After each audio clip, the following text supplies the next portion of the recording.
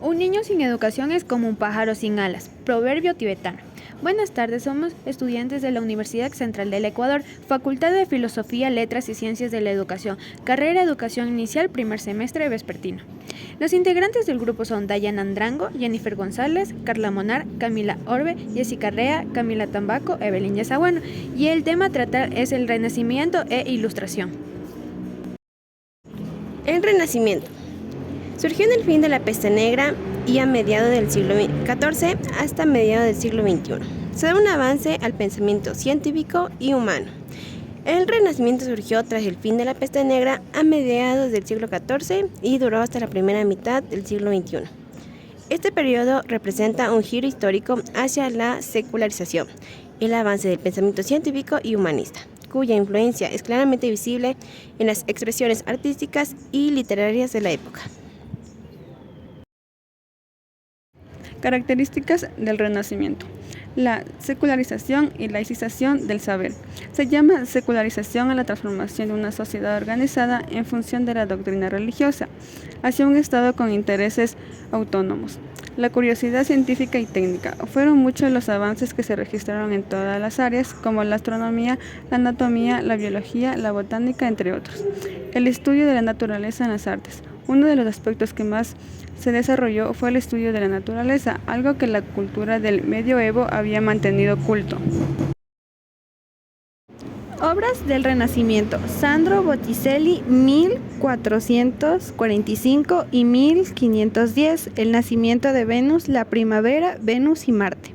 Leonardo da Vinci, 1452 y 1519. La Gioconda o Mona Lisa.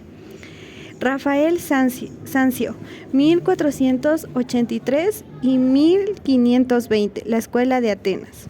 Miguel Ángel, 1475 y 1564. David Filipo, 1377 y 1446, Cápula de Santa María de Fiore. La Ilustración fue un movimiento intelectual que se desarrolló en Europa durante el siglo XVIII y que influyó en la política, la economía, las ciencias, el arte, la religión y otros aspectos de la cultura occidental. Los pensadores ilustrados, también llamados iluministas, se preguntaban acerca del mundo que los rodea, a través del uso de la razón, que era considerada la luz que lo iluminaba, el conocimiento y que podía terminar con la ignorancia. Debido a que este movimiento tuvo lugar principalmente en el siglo XVIII, este siglo es habitualmente llamado el siglo de las luces. Contexto histórico y político de la Ilustración. El contexto histórico. La Ilustración surgió en Europa a fines del siglo XVII y adquirió su mayor impulso a lo largo del siglo XVIII. En aquellos años, el dogma religioso seguía siendo influyente en el modo de entender el mundo. Pero una serie de hechos habían modificado las bases del conocimiento. Habían puesto en entredicho la autoridad intelectual en la Iglesia católica y habían liberado el camino para la formulación de las nuevas ideas ilustradas.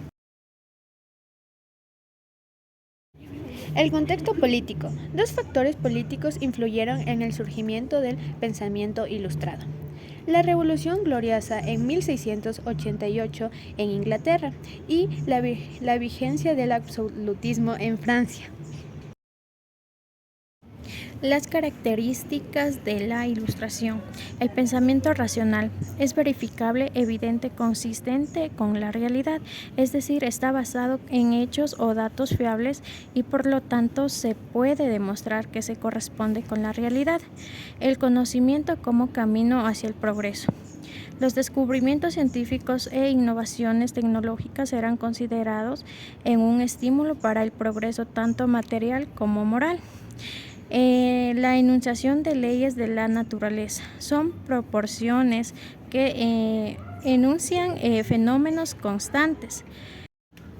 El enciclopedismo es una perspectiva que tiene como objetivo incluir una amplia gama de conocimientos en una sola obra. Muchas gracias, esto ha sido nuestro trabajo, espero que les guste.